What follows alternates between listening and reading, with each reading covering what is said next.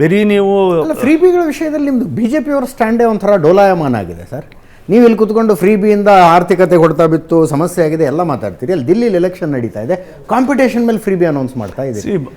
ಅವರು ಆಮ್ ಆದ್ಮಿ ಪಾರ್ಟಿಯವರು 2,100 ರೂಪಾಯಿ ಕೊಡ್ತೀವಿ ಅಂದ್ರು ಹೆಣ್ಮಕ್ಳಿಗೆ ಅಕೌಂಟಿಗೆ ನಾವು ಅಧಿಕಾರಕ್ಕೆ ಬಂದರೆ. ಕಾಂಗ್ರೆಸ್ನವರು 2,500, ಬಿಜೆಪಿಯವರು 2,500.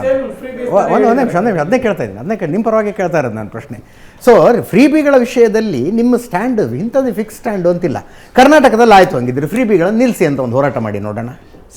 ಕರ್ನಾಟಕದಲ್ಲಿ ಫ್ರೀ ಬಿನ ನಿಲ್ಲಿಸಿ ಅನ್ನೋದಕ್ಕೆ, ಯಾಕಂದರೆ ಇದರಲ್ಲಿ ಯಾವ ಸೆಗ್ಮೆಂಟಿಗೆ ಕೊಡಬೇಕು ಅನ್ನೋದನ್ನು ಒಂದು ಸ್ವಲ್ಪ ಕ್ಲಾರಿಫಿಕೇಷನ್ ಬೇಕಾಗತ್ತೆ. ಇವಾಗ ನಾವು ಎಲ್ಲೆಲ್ಲಿ ಡೆಫಿಸಿಟ್ ಇದ್ದೀವಿ ಅಲ್ಲಿ ಇದನ್ನು ಮಾಡ್ತಾ ಹೋದರೆ ಯಾವುದೇ ಸಂದರ್ಭಕ್ಕಿದ್ರೂ ಕೂಡ ಇದು ತಪ್ಪೇ ಆಗುತ್ತೆ. ನೀವು ಮನೆಗಳಿಗೆ ಕೊಡಿ, ನೀರಾವರಿ ಕೊಡಿ, ನೀವು 100 ರೂಪಾಯಿ ಹಾಕಿದರೆ ನಿಮಗೆ ಪ್ರೊಡಕ್ಟಿವ್ ಆಗಿ ಇದು ಜನ್ರೇಟ್ ಆಗುತ್ತಾ, ಇದಕ್ಕೆ ಇನ್ಕಮ್ ಓರಿಯೆಂಟೆಡ್ ಆಗುತ್ತಾ ಅನ್ನೋದನ್ನು ನೋಡಬೇಕಾಗುತ್ತೆ.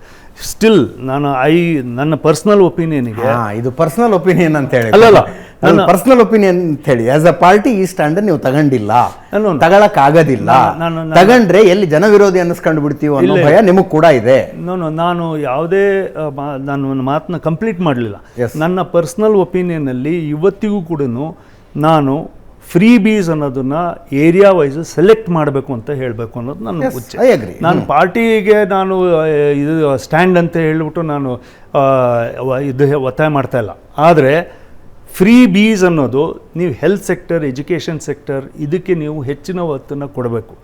ಅದು ಅಥವಾ ನೀವು ಫುಡ್ ಸೆಕ್ಯೂರಿಟಿನಲ್ಲಿ ನೀವೇನು ಮಾಡ್ತಾಯಿದ್ದೀರಿ ಅದಕ್ಕೆ ಕೊಡ್ತಕ್ಕಂಥ ಕೆಲಸ ಮಾಡಬೇಕು. ಬಟ್ ಫ್ರೀ ಬೀಸನ್ನು ನಾವು ಮಾಡ್ಕೊಂಡು ಎವ್ರಿ ಸೆಕ್ಟ್ರನ್ನ ನಾವು ಇವಾಗ ಫಾರ್ ಎಕ್ಸಾಂಪಲ್ ನಾವು ನಮ್ಮ ಟ್ರಾನ್ಸ್ಪೋರ್ಟ್ ಸೆಕ್ಟರ್ನ ಕಂಪ್ನಿಗಳಾಗಿ ಬಂದಿದ್ದೀವಿ, ಸಂಬಳ ಸಾರಿಗೆ ಕೊಡದೇ ಇರೋಂಥ ಪರಿಸ್ಥಿತಿಗೆ ನಾವು ಇವತ್ತು ಮಾಡ್ಕೊಂಡಿದ್ದೀವಿ.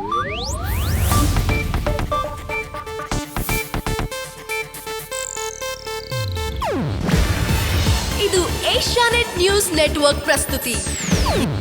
ನೀವು ನೋಡ್ತಿದ್ದೀರಾ ಏಷ್ಯಾನೆಟ್ ಸುವರ್ಣ ನ್ಯೂಸ್.